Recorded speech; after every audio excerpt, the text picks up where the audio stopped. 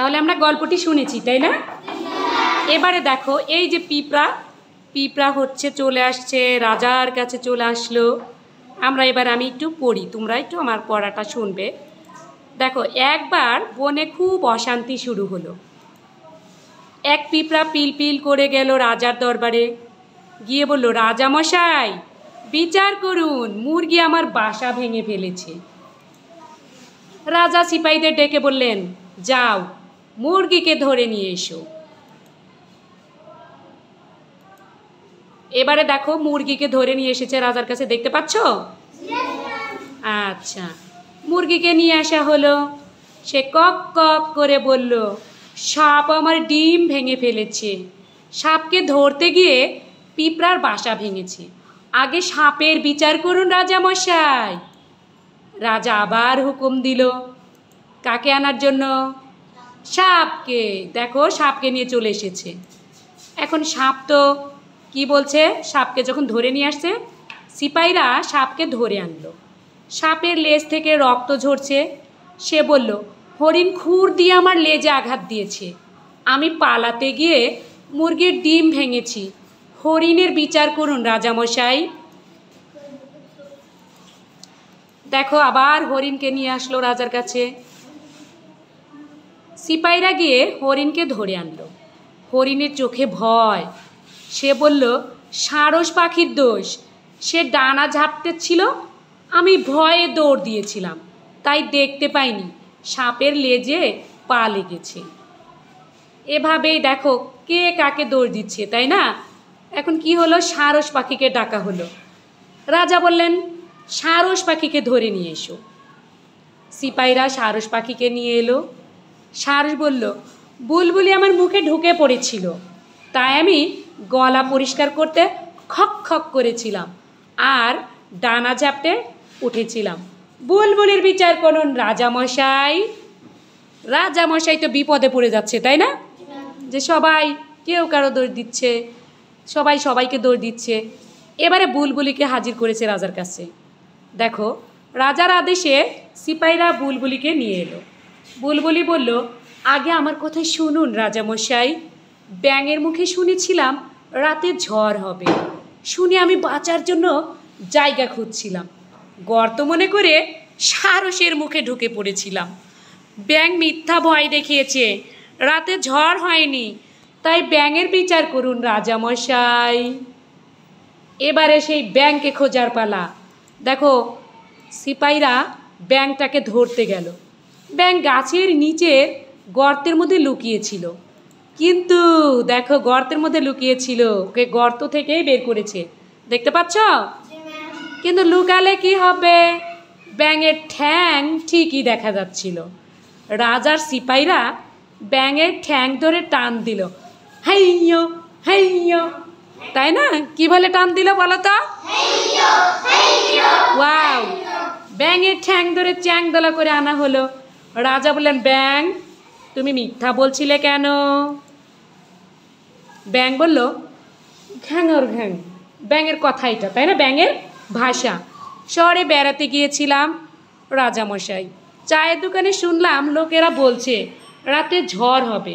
আমি সে কথাই বুলবুলিকে বলছিলাম। রাজা বললেন, তুমি শহরের গুজব এখানে বনে রটিয়েছ, বনের শান্তি নষ্ট করেছ। গুজব রটানোর জন্য তোমার শাস্তি হবে। রাজার সিপাহীরা ব্যাঙটাকে কাঁঠাল গাছের তলায় নিয়ে গেল, চাবুক মারতে লাগলো। কিন্তু বারবার চাবুক গিয়ে লাগলো কাঁঠাল গাছের ছালে। সেই কাঁঠাল গাছের কষ গড়িয়ে পড়লো ব্যাঙের গায়ে। তারপর থেকে ব্যাঙের গায়ে দাগ হয়ে গেল।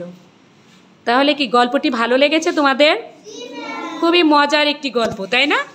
যে রাজার কাছে সবাই নালিশ করতে যাচ্ছে, কিন্তু একজন আরেকজনের দ্বারা কি হয়েছে, বিপদে পড়েছে, তাই তো? তো গল্পের শেষে আমরা কি বুঝলাম? আসল অপরাধীকে ব্যাঙ কি বলেছিল? মিথ্যা বলেছিল। কৌশল করে মিথ্যা বলে সবার মধ্যে ঝামেলা তৈরি করে দিয়েছিল, তাই না? ঠিক না? তাহলে আমরা জানি যে মিথ্যার আশ্রয় নিলেও শেষ পর্যন্ত ধরা পড়ে যায়, ঠিক না? এই গল্প থেকে আমরা কি শিখলাম? যে আমরা কখনো মিথ্যা কথা বলবো না, কাউকে ধোঁকা দিব না, তাই না? তাহলে মিথ্যা কথা বলে কি পার পাওয়া যাবে? তাহলে ব্যাঙের সাজা গল্পটি খুবই মজার একটি গল্প, তাই না?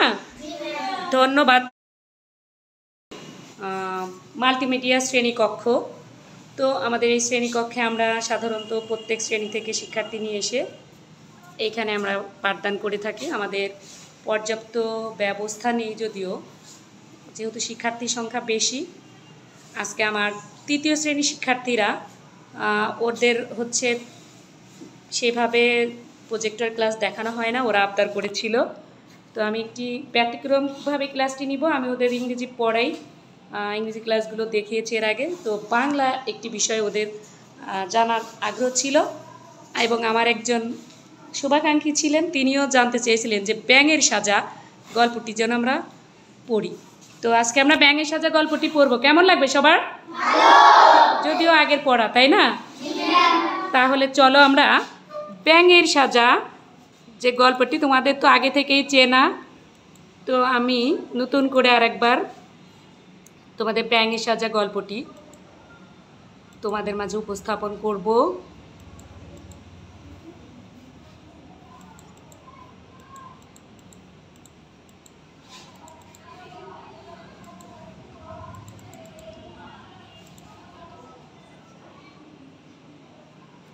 আচ্ছা, তোমরা তো ভালোই জানো যে বৃষ্টি হয় কখন, জানো?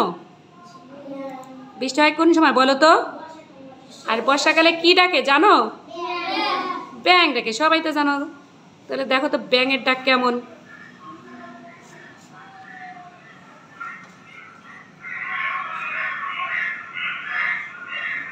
কি তোমাদের পরিচিত শব্দ? এই ব্যাঙকে এইভাবে ডাকে? আচ্ছা, তোমাদের মধ্যে কি কেউ ব্যাঙ ডাকতে পারো? কেউ পারো বলো? পারো? পারো? ওকে, আমাদের রাফি, আল রাফি বলছে ও পারে। ঠিক আছে, আমরা আল রাফি এবং হুসাইন, হ্যাঁ দেখি আল রাফি থেকে ব্যাঙের দিকটি শুনি। হুসাইন, কোন হুসাইন করে? ওকে, ঘ্যাঙর ঘ্যাঙর ঘ্যাঙর। হ্যাঁ, ওই যে ব্যাঙ ডাকলো তোমরা শুনলা, একটু ওইরকম করে ডাকো না। হ্যাঁ, ওরকম ডাকো। হ্যাঁ, বাবা, মামুনের হয়েছে। মামুনের জন্য একটা জোরে হাতে তালি দেই। তাহলে দেখো এই যে ব্যাঙের ডাক আমরা আরেকবার শুনি। দেখো কিভাবে ডাকে, শোনা যায়?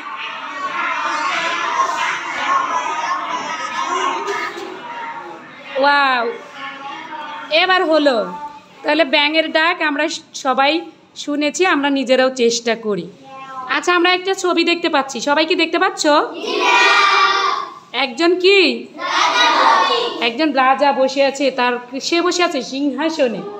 কোথায় বসে আছে? সিংহাসনে। আরো কিছু ছবি দেখি, এই ছবিগুলো সবারই চেনা, তাই না? আচ্ছা, এই তামিম বলো তো এটা কিসের ছবি? পিঁপড়া। তারপরে বলো তুমি এটা কিসের ছবি? মুরগি। তারপরে বলে যাও উদয়। সাপ। তারপর বলে যাও মর্তুজা। হরিণ। ওবাইদুল্লাহ। কিসের ছবি এটা? এটা হচ্ছে সারস পাখি। তারপরে রাফি বলো এইটা একটা পাখির বাসা, গর্ত, তাই না? তো এর মধ্যে কিন্তু একটা পাখি আছে, টুনটুনি। হ্যাঁ, আচ্ছা, ব্যাঙের ছবি। এই যে এইটা তো আমরা এতক্ষণ ব্যাঙের ডাক শুনলাম, তাই না? তাহলে সবগুলো ছবি ছাড়াও আমরা আরো অনেক প্রাণী জানি, জানি না? এই যে এগুলো ছাড়া কি আরো কিছু প্রাণী আছে? আচ্ছা, কি কি প্রাণী আছে বলো তো?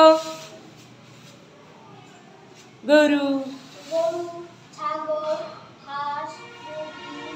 ঘোড়া, এরকম অন্য কোনো প্রাণী ডাক কেউ ডাকতে পারো? মহিষ। হ্যাঁ, মহিষ। সিংহ বা কুকুর। খুব সুন্দর। ঠিক আছে, ঠিক আছে, ওকে, ঠিক আছে। ও বিড়ালের ডাক, দেখি বিড়ালের ডাক ডাকো। করে কে দেখি? হ্যাঁ, জোরে বলো। হ্যাঁ, সুন্দর, ওর জন্য একটু জোরে হাতে তালি দেন। পরিষ্কার। তাহলে চলো আমরা, তাহলে তোমরা সবাই বুঝে গেছো আজকে আমরা কি পড়বো? সবাই বুঝে গেছো না? ব্যাঙের সাজা। আমাদের আজকের পড়া কি? ব্যাঙের সাজা। চলো পুরো গল্পটি আমরা একটু সবাই মিলে শুনি। ব্যাঙের সাজা। একবার বনে খুব অশান্তি শুরু হলো। এক পিঁপড়া পিলপিল করে গেল রাজার দরবারে। গিয়ে বলল, রাজামশাই বিচার করুন, মুরগি আমার বাসা ভেঙে ফেলেছে।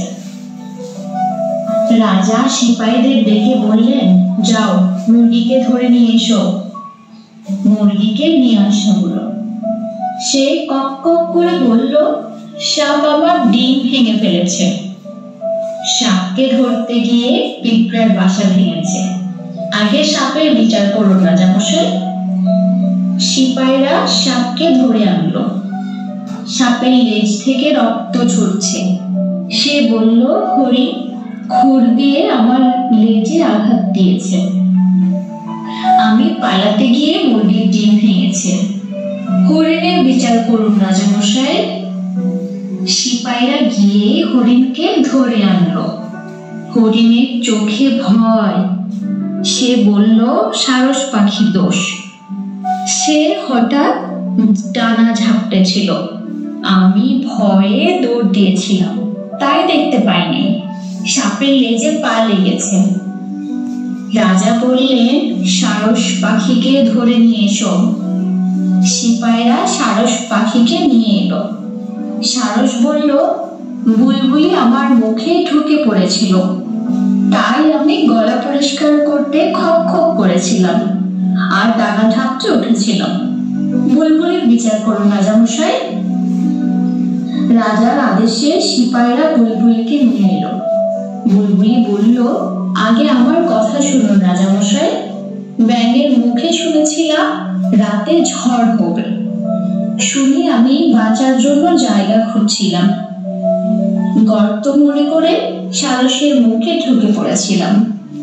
ব্যাঙ মিথ্যা ভয় দেখিয়েছে, রাতে ঝড় হয়নি, তাই ব্যাঙের বিচার করুন রাজামশাই। রাজার সিপাহীরা ব্যাঙটাকে ধরতে গেল। ব্যাঙ গাছের নিচের গর্তের মধ্যে লুকিয়েছিল। কিন্তু লুকালে কি হবে? ব্যাঙের ঠ্যাং ঠিকই দেখা যাচ্ছিল। রাজার সিপাহীরা ব্যাঙের ঠ্যাং ধরে টান দিল। হেইয়ো হেইয়ো। ব্যাঙের ঠ্যাং ধরে চ্যাং দোলা করে আনা হলো। রাজা বললেন, ব্যাঙ তুমি মিথ্যা বলেছিলে কেন? ব্যাঙ বলল, ঘ্যানোর ঘ্যাং, শহরে বেড়াতে গিয়েছিলাম রাজামশাই। চায়ের দোকানে শুনলাম লোকেরা বলছে রাতে ঝড় হবে। আমি সেই কথাই বুলবুলিকে বলেছিলাম। রাজা বললেন, তুমি শহরের গুজব এনে বনে রটিয়েছ, বনের শান্তি নষ্ট করেছ। গুজব রটানোর জন্য তোমার শাস্তি হবে। রাজার সিপাহীরা ব্যাঙটাকে কাঁঠাল গাছের তলায় নিয়ে গেল। চাবুক মারতে লাগলো, কিন্তু বারবার চাবুক গিয়ে লাগলো কাঁঠাল গাছের ডালে। সে কাঁঠাল গাছের কষ গড়িয়ে পড়ল ব্যাঙের গায়ে। তারপর থেকে ব্যাঙের গায়ে দাগ হয়ে গেল।